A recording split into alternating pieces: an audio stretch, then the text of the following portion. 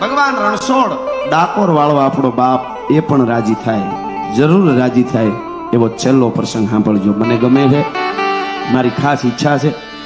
તમારું આ ધૂપ છે, આ બધાય વતી ને મારા વતી આ ડાકોરના ઠાકોરનું આપણું ધૂપ છે. આ પ્રસંગ આપણે અહીં કહીને તો, કારણ કે ત્યારે જ હું તમે આવા ઉત્સવ ઉજવી શીખાશે. એનો છેલ્લો પ્રસંગ સાંભળજો, તમે મજા આવશે. ખાસ સાંભળજો, યુવા ધન ખાસ સાંભળે કે આપણે કેટલું કેટલું કર્યું છે ને એના માટે અટાણે આપણે નહીં લોહી રેડવાના, નહીં કાંઈ, ખાલી ભેળું થવું, એક થવું, ધર્મનું કામ આવે તો ઊભું રહેવું, એટલું જ કરવાનું છે. એટલે આ છેલ્લો પ્રસંગ ખાસ સાંભળજો, મારા વતી નહીં, આ બલિદાન જેને દીધું છે એના વતી આ પ્રસંગ આપ સરસ રીતે સાંભળો જ છો, પણ સાંભળજો. પછી છેલ્લે સપાખરું લઈને આપણે જુદા પડશું. પણ મને ગમતો આ પ્રસંગ છે, ખૂબ ગમે છે. હું જેટલી વાર કહું એટલી વાર મને આ પ્રસંગમાં આનંદ આવે છે, એટલા માટે હું આ વાત કરી રહ્યો છું આપની આગળ. સાંજનું ટાણું દાદા સોમેશ્વર, દાદા સોમનાથના મંદિરને આરતી ચાલે છે. વર્ષો પહેલાની આ વાત છે, સાંભળજો. સોમનાથના મંદિરમાં આરતી ચાલુ છે. એક બાજુ વિષ્ણુનો હારો, લક્ષ્મીનો તાત, 14 રત્નનો અધિષ્ઠા, ચંદ્રનો બાપ, એ દરિયો ઘૂઘો ઘૂઘો ઘૂઘો કરીને સોમનાથના મંદિરને ઠપાટું મારે છે. એક બાજુ નગારામાંથી દાંડિયું પડી, એક બાઈ આંગળીએ 7 વર્ષનો દીકરો આંગળી પકડીને આયલો આવે અને સોમનાથને પગે લાગવા માટે એ બાઈ આવી. સાંભળજો, પગે લાગવા માટે બાઈ આવી, પગે લાગી સોમનાથને. બાઈ પાછી વળીને પોતે પગે લાગી, દીકરાને પગે લગડાયો સોમનાથ દાદાને, અને બાઈ પાછી વળી અને કીધું કે હાલ બેટા, જટ અંધારું થઈ જાય, હમણાં દિયા આથમી ગયો છે, આપણે ઘરે જવું છે. 7 વર્ષનો બાળક છે, સાંભળજો. 7 વર્ષનો બાળક એમ કહે છે કે માં ઘેરે નથી જવું. અરે બેટા ઘેરે નથી જવું, ક્યાં જવું છે? હાલ હાલ. તો કે નહીં માં, મને મારા બાપ પાસે લઈ જા. અરે બેટા બોલ માં, અહીંયા બધી જીદ ન કરાય, સાનો મનો રે. નહીં, મને મારા બાપ પાસે લઈ જા. 1 વાર 2 વાર 3 વાર કીધું, બાળક જીદ કરે છે ને બાઈ ના પાડે છે. ઘરે હાલ જટ, હાલ હાલ હાલ, ઊભી જા માં. બહુ જ્યારે કીધું ને, માના ઓઢણાનો આમ છેડો પકડી અને બાળકે ખેંચો. 7 વર્ષનું બાળકો સોમનાથના મંદિરમાં છેડો ખેંચીને એટલું કીધું કે માં તારો દીકરો શું કયું નો કહું છું, હમતી નથી માં. તમે એમ કહો છો ઘરે હાલ બેટા. માં સાંભળી લે, હવે મારા કાન થાકી ગયા છે, હવે સાંભળી મારો મગજ થાકી ગયો છે, મગજ ફાટી જાય એમ છે. ગામના બાળકો કાયમ મને નબાપો કહે છે, મને બાંધે છે, મને રીહવે છે, ખીજવે છે, અને કાયમ બધા બાળકો એમ કે જો તારે બાપ છે, તું નબાપો છો. આ બધા જો અમારે બાપ છે, તું બાપ વગરનો છો. તારી માને કહેજે તારા બાપનું નામ શું છે, નકર એને પૂછજે કેમ નામ નથી દેતી, નથી નામ લેવાય એમ. આવું છોકરા કાયમ કે ને માં, તો હું તને આવીને ફરિયાદ કરતો કે માં બધાને બાપ હોય તો મારે ન હોય, મારે કાં બાપ નહીં. તો માં તું એમ કહી દેતી કે તારો બાપે છે પણ એ સોમનાથમાં છે, સોમનાથ જઈશ ને તેથી તારા બાપ પાસે લઈ જાય હો. અને આજ સોમનાથ આવ્યા, સોમનાથ દાદાને પગે લાગ્યા, અને હવે તું કે ઘેરે વહી જાઉં, હવે મારા બાપ પાસે લઈ જા.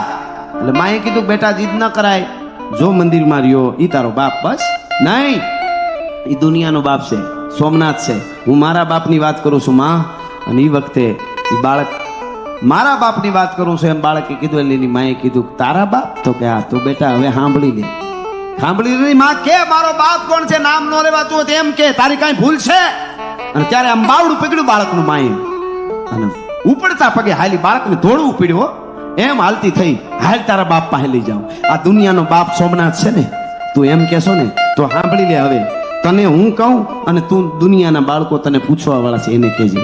સોમનાથ મંદિરના પટાંગણમાં એક પાળિયો, પાળિયાની આગળ બાઈ બેઠી પલોઠી વાળી, પાસે બાળકને બેહાર્યો, એક દીવો કર્યો, 2 આહુડા પાડ્યા, અને પછી બાઈ છે એ બાળકને વાત કરે કે બેટા હવે સાંભળી લે તારો બાપ કોણ છે. એ મારે અહીંયા કેવું છે ડાકોરમાં, સાંભળજો આ છેલ્લી વાત. રણછોડ રાય જરૂર રાજી થાય આ વાતથી, એટલે કહું છું યુવા ધનને આજ ખબર પડે કે શું આપણી તાકાત છે ભારત વર્ષની સનાતનની. એટલે કહું છું બાઈ વાત કરે છે બેટા તારો બાપ કોણ છે સાંભળ. આજથી 8 વર્ષ પહેલાની વાત છે ખાલી બેટા, જાજા વર્ષ નથી ત્યાં. 8 વર્ષ પહેલા એક ગામ નગર, અહીંયા એક 22 વર્ષનો તરવરિયો યુવાન ઘોડા ખેલવે, શિકારે જાય, હેડીના મિત્રોની હારે, જેને કહેવાય ઘોડા ખેલવે, વાદમાં ઘોડા દોડવે, ગેડી દડે રમે, આવો બધો તોફાની એક જુવાન. બાઈ વાત કરે છે બાળકની.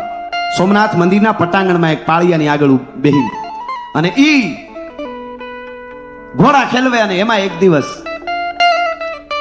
ગેડી દડે રમી અને આવે છે તરવરિયો યુવાન 22 વર્ષનો. ઘરે આવીને એના ભાભી એટલે મોટા ભાઈના ઘરેથી ભોજાય. ભાભીને આવીને એટલું કહેવા માંડ્યો જુવાન કે ભાભીમાં જલ્દી ખાવાનું દો, મને બહુ ભૂખ લાગી છે, મને જટ ખાવા દો. ભાભીમાં હળી કાઢીને આવીને દેવા માંડ્યા. તોય વાર થોડીક દેતા દેતા વાર તો લાગે ને, તો જુવાન તોફાને ઉપડ્યો 22 વર્ષનો. ભાભીમાં ખબર ન પડે, હું અહીં બેહું એની પહેલા થાળી તૈયાર હોવી જોઈએ, મને બહુ ભૂખ લાગી, મોડું થઈ ગયું છે આજ, આમ તેમ બોલવા માંડ્યો. ભાભીમાં ખબર ન પડે, તમારે ધ્યાન રાખવી જોઈએ. બહુ બોલવા માંડ્યો ને ત્યારે ભાભી એટલું બોલ્યા, દેવરજી, ઓહો હો, આજ તો મારા દેવરજીને બહુ ઉતાવળ છે. મને એમ લાગે છે કે આજ મારો દેવરજી, મારો દિયર આજ ભોજન કરીને સીધો સોમનાથની સખાતે જવાનો લાગે છે. હે કે સીધો સોમનાથની સખાતે જવાનો લાગે છે. એટલે તરત જ એને જુવાને પૂછ્યું કે ભાભીમાં સોમનાથની સખાતે કેમ જવું પડે? કે તમને ખબર નથી દેવરજી? કે ના, મને કાંઈ ખબર નથી. તમને ક્યાં ખબર હોય? તોફાન કરવા, ઘોડા ખેલવવા, શિકાર કરવા, ભાભી મારે બાજુ રોટલા બગાડવા. હવે તોફાન કરવા, શિકાર કરવા, ઘોડા ખેલવા એ વાંધો નતો એને, પણ રોટલા બગાડવા કીધું ને તરવરિયા યુવાનનો ચહેરાનો મોરો બદલી ગયો, રંગ બદલી ગયો. અને એમ કીધું, ભાભીમાં હું તમને બાંધું છું ને, તમારી યારે જીદ કરું છું ને, વાદ કરું છું ને, એ માં તરીકે જોઉં છું. એટલે મારી માં ગુજરી ગઈ, તમે આવ્યા તે દુની તમારામાં મારી માને જોઉં છું. એટલે મારો દેવર તરીકે દીકરો કયો કે દેવર કયો એ હક છે. એટલે હું તમારી યારે બાંધું છું, તોફાન કરું છું. બાકી તમે એમ કહેતા હો હું રોટલા બગાડું છું, તો સાંભળી લે ભાભીમાં, હવે મારે નથી ખાવું. મને કયો સોમનાથની સખાતે કેમ જવું પડે? તો બેટા તું દીકરા તરીકે હો તો મારી ફરજ છે, હું તારી માં છું ભાભીમાં. હવે સાંભળી લે, સોમનાથની સખાતે શું કામ જવું પડે? આફ્રિકાના જંગલમાંથી નીકળેલો ટેકારી નામનો અજગર શિકારને ભરડામાં લે, એમ ભારત વર્ષના સનાતનને ભરડામાં લેતા લેતા યવનોના ટોળા ઉતર્યા છે.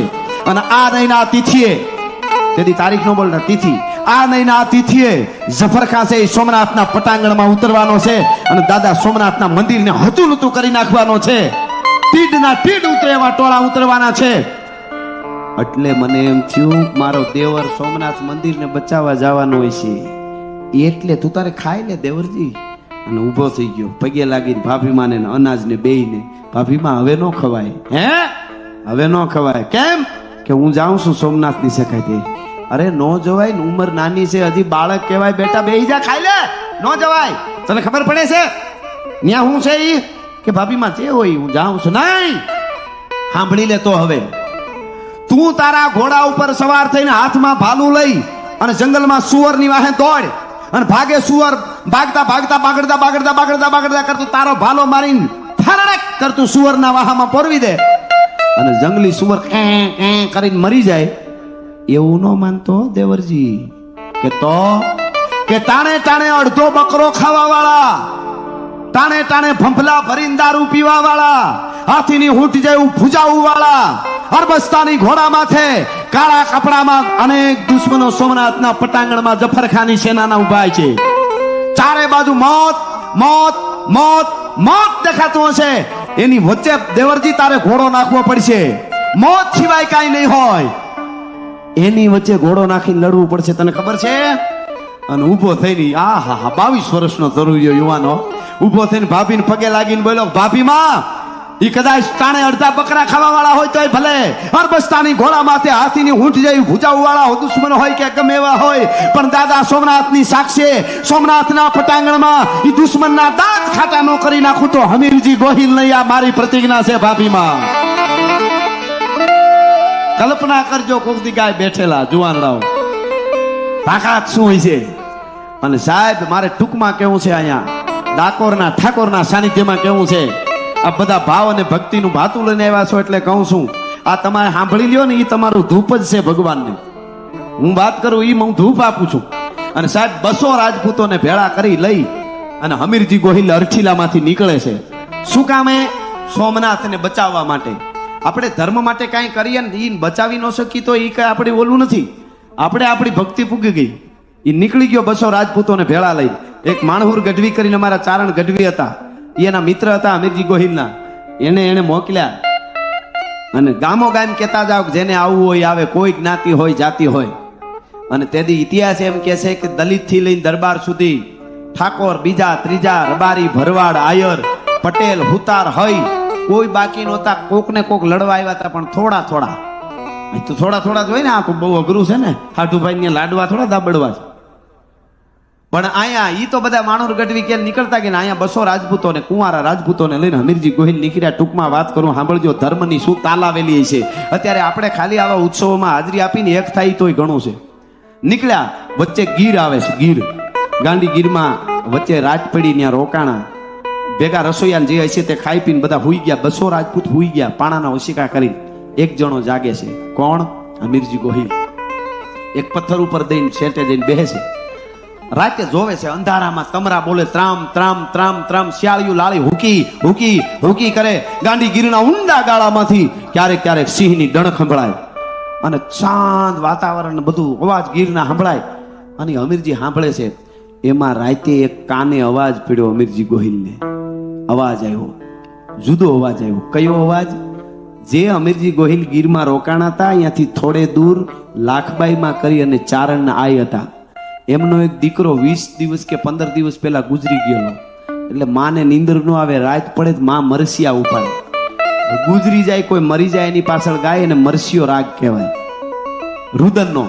ઈ મરસિયો ગાતા હતા લાખબાઈમાં, નીંદર નો આવે ને પોતાનો દીકરો ગુજરી ગયો એટલે. ઈ હમીરજી રાતે સાંભળી ગયા ગીરમાં, થોડુંક દૂર નેહડ હોય છે. અને અવાજ આવ્યો કાને, એક મરસિયો. તમને કહું શું ગાતા હતા લાખબાઈમાં? પણ હવજો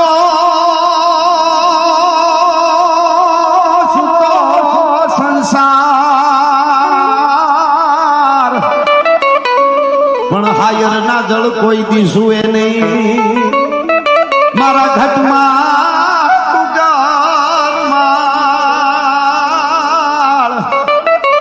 આ તો મેં નાખીને હાયલો ના ગાજણો. હવ સુતો સંસાર, પણ હાયર ના જળ કોઈ દી હુએ નહીં. દરિયાના પાણી હુએ નહીં. એમ જેનું હેતુ કોઈ ગુજરી ગયો હોય ને એને દરિયાના પાણી જેમ નીંદર ન આવે. એટલે ઈ મરસિયો સાંભળાણો હમીરજી ગયો એટલે સાંભળ્યો. એને એમ થયું કે હા હા હા હા, આવો મરસિયો કોણ ગા, આવું દુઃખી કોણ હશે? સવાર થવા દે. સવાર પડ્યું, 200 રાજપૂતોને લઈને નેહડે આવ્યા. લાખબાઈ માને નેહડે. કોણ? હમીરજી ગોહિલ. નેહડે આવી અને કીધું કોણ રાતે ગાતું હતું? કોકે કીધું જો ઓલા ડોસીમાનું ઝૂંપડું રહ્યું ને, એ લાખબાઈ માનો દીકરો ગુજરી ગયો ને 15-20 દી પહેલા, એટલે એ બિચારા મરસિયા ગાતા હતા. ત્યાં ગયા, લાખબાઈ માએ વારણા લીધા. આવો મારો બાપલિયો રાજપૂત પધારો. અને કીધું માડી તમે મરસિયા ગાતા હતા? હા બાપા હું ગાતી હતી, શું કરું? રાત પડે ને રણ જાગે, મારો દીકરો મને યાદ આવે ને મને નીંદર ન આવે, પછી મરસિયા ગાયા કરું મારા દીકરાને યાદ કરીને. ભાઈ બેટા, તને કઈ અપશુકન થયા હોય તો મને માફ કરજો. કઈ અપશુકન થયા? અરે ના ના ના ના ના, અપશુકન હોય ચારણ આય બોલે એના અપશુકન કોઈ દી હોય માડી. પણ હું થોડુંક માગું એ આપશો કે આ તો ચારણ આયનું ખોરડું છે, જે માગી મળશે તું માગ તો ખરો. અને એ વખતે હમીરજી ગોહિલ છે એ લાખબાઈ માને કહે છે, સાંભળજો માં હું માગું એ માગ બેટા, કે રાતે તમે જે મરસિયા ગાતા હતા એ તમારો દીકરો ગુજરી ગયો એટલે ગાતા હતા ને એની વાહે? કે હા. કે જે તમારા દીકરાના મરસિયા ગાતા હતા એવા મારા ગાશો? હે? કે મારા મરસિયા? અરે બેટા તને કઈ કોઈ શિખામણ નથી આપી બેટા? મરસિયો કોને કહેવાય? તું હાવ જ જેવો છો બેટા. મારો બાપ તું જીવતો છો, મને મારા જીભમાં જીવડા પડે બેટા, મને પાપ લાગે. તને માતાજીના રખવાડા, તું મરસિયાનું કહેશો? મરસિયો ગુજરી ગયો એની વાહે કહેવાય? હવે હમીરજી ગોહિલ બોલ્યો, સાંભળજો માં, આ તમારા સામે ખોખું ઊભું ઈ મરી ગયેલું છે. હે? કે આ તમારા સામે ખોખું ઊભું ની મરી ગયેલું છે. કેમ? કે સોમનાથની સખાઈતે જાઉં છું. આજનો દી, આજની રાત અને કાલ 2 દી પછી ત્યાં પૂગી જાય સોમનાથ. ત્યાં મસ્તક શિવને ચડાવી અને યુદ્ધમાં લડી મારું જીવન પૂરું કરી દઈશ. હવે સાંભળજો, થોડા ક્ષણ પહેલા જે પોતાના દીકરાના દુઃખમાં મરસિયા ગાવાવાળી એક ચારણ આઈ, એ અસ્તિત્વનું કામ એને સંભાળી લીધું ધર્મનું. એને શું કીધું? બેટા કોઈ રોક્યો નહીં? એટલે કે એમ ન પૂછ્યું લગ્ન થયા કે નહીં, ખાલી એમ પૂછ્યું કોઈ રોક્યો નહીં? કે માં રોકે એવું કોઈ છે નહીં હજી, એટલે લગ્ન નથી થયા. તો બેટા કુંવારા કમળ પૂંજા ન ચડે. શિવને કમળ પૂંજા માથું ચડાવવું હોય તો પરણું લગ્ન કરવા પડે. કે માં, હમીરજી ગોહિલ કહે, સાંભળજો ગીરમાં વાર્તાલાપ ચાલે છે. હમીરજી ગોહિલ કહે છે, માં, લાખબાઈ મેં કીધું કુંવારા ન ચડાય. કે માં, આ મળદા હારે કોણ ફેરા ફરે? ડેડ બોડી હારે. કારણ કે હું મરેલો છું, 2 દી પછી મરી જવાનો. આ મળદા હારે કોણ મળા હારે ફેરા ફરે માં?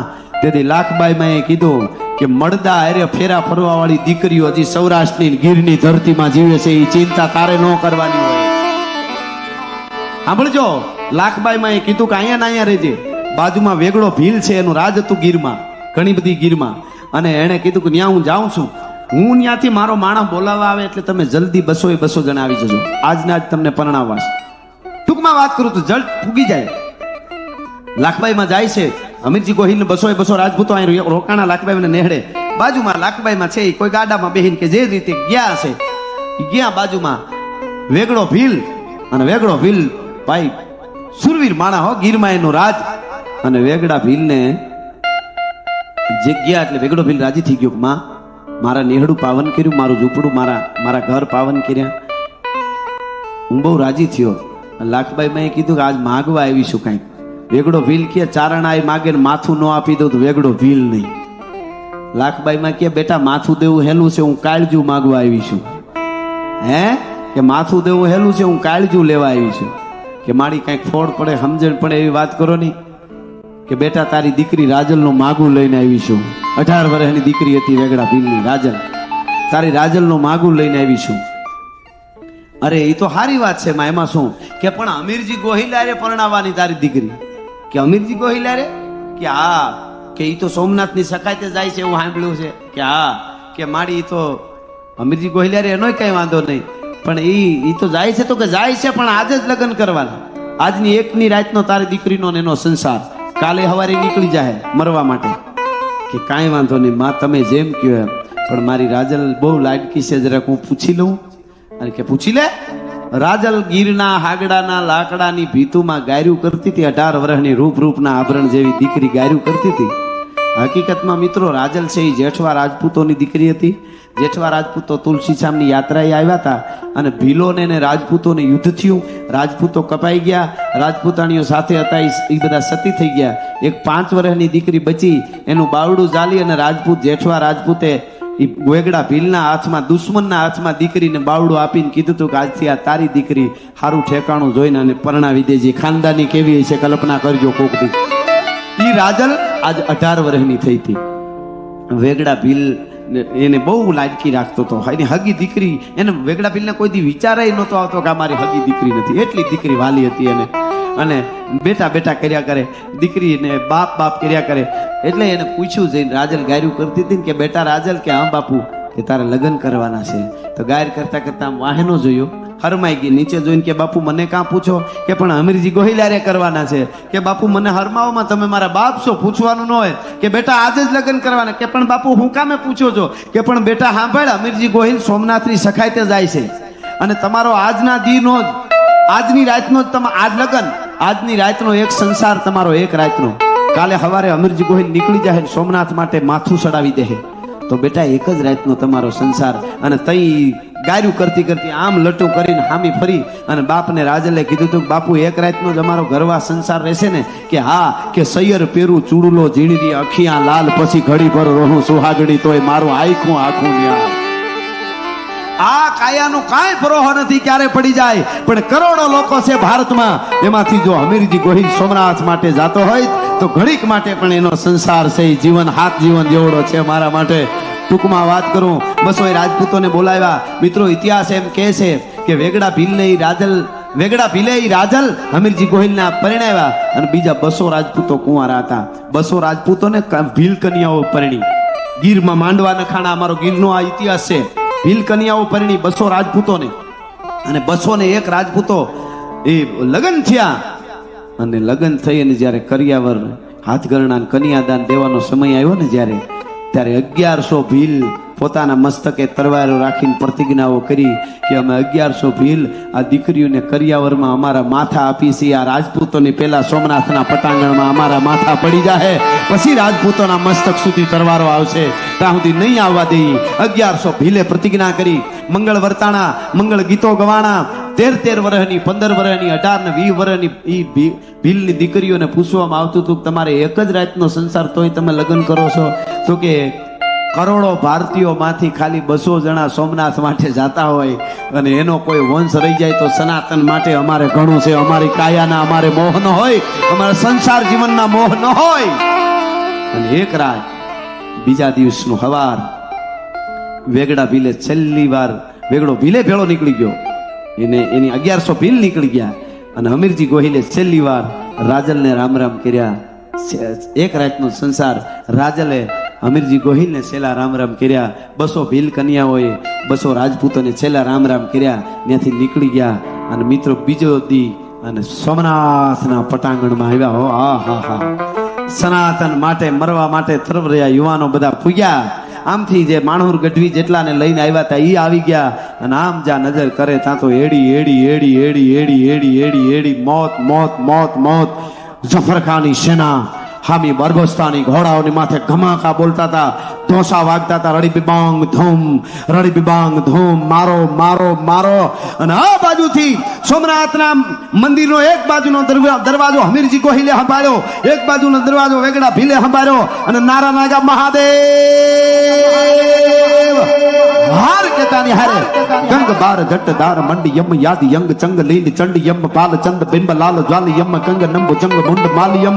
સનાતન યુવાનો જેને કહેવાય મીંડા મારો મારો મારો મારો ના નારા લગાડવા. અને ધીંગાણું હામ હામું જાયમું ઢૂંઢે ઢૂંઢ દીતા ઢાળ ખડકે રગત બહતી ખાળ દેતા દત જુમરત દાન મેપત મોખડો હનુમાન ગ્રીતણ ગમક ગ્રીતણ ગમક સરતી ગુંડ પ્રગતિ ભવાની પ્રેકુંડ સમહર દેખ થંભો સુર હરખે ઝૂલ વરવા હુર પાડે ઈરાણી પઠાણ ખાલી પાલખી કુરસાણ હિંદર પાડ હોતા હોત મીટે શાહ ડીઠા મોત હમલા વીર બાજે હાક ડમરુ શિવ શક્તિ ડાક દેવા દાનવા જીવ દોઈ લાગ્યો મામલો વડલોઈ બેઠક વજાડી ગણબાર ત્રીજા પોર લગ તરબાર હુબક તોપ તાલે હીક જૂજે કોણ ચાલે જીક. મારો મારો મારો હાથી વગરને હુંડું હુંડ વગરના હાથી ધડ વગરના માથા માથા વગરના ધડ ઢૂંઢે ઢૂંઢ ઢળવા મંડાણા. કઈક દુશ્મનો કપાણા, કઈક આપણા કપાવા મંડાણા, સનાતનીઓ કપાણા. હમીરજી ગોહિલે છેલ્લી વાર તલવાર હાથમાં લઈ ઘોડા માથેથી નીચે ઉતરી ધીરા ધીરા ધીરા ધીરા ધીરા ધીરા સોમનાથની સામે ડગલા માંડ્યા. સોમનાથના શિવલિંગ પાસે આવીને ઉભો હમીરજી ગોહિલ. ઘણાને વિચાર થાય કે આ જોયું કોણે, તમે અહીં વાત કરો છો? હમીરજી ગોહિલ સોમનાથ શિવલિંગ ઉડી ગયો ને આ બધું તાદ્રશ્ય વિડીયો ક્યાં? તો હું ચોખવટ કરી દઉં. અત્યારે આમ વિડીયો વાળા મીડિયા વાળા હોય છે ને, એ વખતે યુદ્ધ થતા ને મોટા, એમાં હાથીની અંબાડી ઉપર ધોળી ધજા હોય, એમાં એક પિંજરું હોય ને માથે ધોળી ધજા, એ પિંજરામાં લૈયાઓ બેઠા હોય, લખવા વાળા એને લૈયા કહેતા, એટલે કે કવિઓ. અત્યારે જે વિડીયો ઉતારે ને એમ તેથી કવિતામાં ઉતારતા. મહારાણા પ્રતાપના દુઆ છે, લખવા વાળા એ લખ્યા છે. બહલોલ ખાનના ઉપર જયારે બરસીનો ઘા કર્યો અને ફારડક કરતી જયારે બરસી આમ મારી, મહારાણા પ્રતાપે વચ્ચે વાત કરું છું, બહલોલ ખાનના આતરડા કાઢીને બહાર નીકળીને બરસી, તો ઓલો હાથી ઉપર બેઠો બેઠો કવિ હતો લયો, એને ત્યાંથી દુહો કીધો, બાહિરાણ પ્રતાપરી બરસી લચપચા, નાગણ જાણે નીકળી મુહ ભર્યા બચ્ચા. નાગણી પોતાના બચલાનો લોસકો મોઢામાં લઈને બહાર કેમ નીકળે? ભૂણમાંથી, ડરમાંથી. એમ મહારાણા પ્રતાપની બરસી બહલોલ ખાનના આતરડા લઈને બહાર નીકળી. ભલા માણસ આવી રીતે લખતા લઈ આવો. હા, બાહિરાણ પ્રતાપ કી લાગે કી બરસી, તો કે જાણે ઝીંગર જાળ में मुंह काटे मच्छी.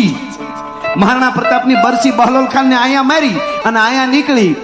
ઈ કેવી લાગી? તો કે જાળમાંથી માછલાના પકડવાની, જાળમાં માછલું હોય ને એમાં એક માછલું અડધું બહાર નીકળી જાય ને કેવું લાગે, એવી બરસી લાગતી હતી. બાહિરાણ પ્રતાપની લાગે કી બરસી, જાણે ઝીંગર જાળ में मुंह काटे मच्छी. તો આ સાહિત્ય હું ખરેખર આપને વંદન કરું છું, આપને બધે કે તમે આવી વાતો સમજો છો તો અમે કરીએ કે ને, કે અમારાથી કઈ જેવા તેવા ગવાય એવું છે નહીં. ગમે એવું ગાઈ નાખવું નથી આપણે કોઈ દી. જીને કે હે 4 દિન બાકી હે બેકાર દિન, કુંડાળા કાઢવા નહીં, હારું કરવા 4 દિન હોય તો. પણ એમાં લઈ આવો જોતા હતા એ હમીરજી ગોહિલ ને. અને અમારા પુસ્તક અમને, કારણ કે આફરડું આવે તમારે જેવા સાંભળો ને, એટલે મોજના તોરા છૂટી જાય. એટલે આ સપાખરું ગીત આજે બહુ સાંભળે છે સમગ્ર ગુજરાતમાં. એટલે હાંધા દોડિયા પાંજરા વાળા હાંકળ લેથી બાગ છૂટ્યા પાંગ બોલ ગામ લામા દિયા હાથ કાગ નાંગ છૂટા ટીવી જામુ ચાળા પછુટા બેનાદ જાણે છૂટા ડાસ માન કેના છૂટા જમી લાગ કાળા ભાળા બેગુ વાળા ભલે કાળા ભેર કાળા કાળ વાળા રંગા કાળા રદ કાળા પૂર ખોદાળા મુટેળા માં હે વાદળા રનોર ફાડે ફાડે તાળી બંદુ કાળી કાળા.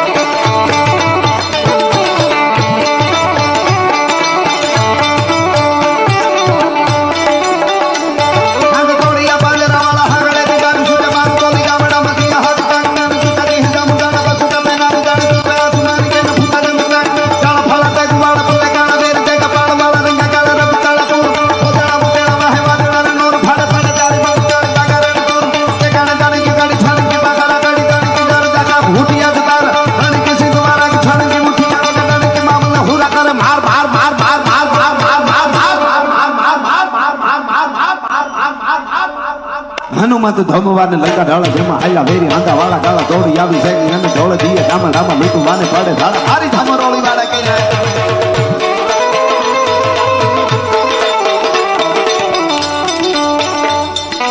इंद्रजिमी जंबपार वाड़वसु गंबपार रावण सुगंबपार रघुकुल राजगत कोनवार बाहपार शंभोरत नाहपार जोसावत्र बाहपार राम दूजराज दावादुम दंडपार सीता मृग दंडपार भूषण विकुंड पार जैसे मृग राज है तेज दम हंस पार दान भूमि कंस पार तिमलीस वंश पार शेर शिवराज है अने छेले जे हूँ आ गीत बोलूं ई गीत में हर हर आवे ने बे हाथ ऊंचा करीने मारे हर हर करजो बधा न्या हूँ पूરું કરીશ हर हर आवे त्यारे देखो मुल्क मराठों का ये जहां शिवाजी डोला था देखो मुल्क मराठों का ये जहां शिवाजी डोला था मुगलों की ताकत को किसने तलवारों से तोला था हर पर्वत पर आग लगी थी हर पत्थर एक शोला था बोली हर हर महादेव बोली हर हर हर हर हर हर हर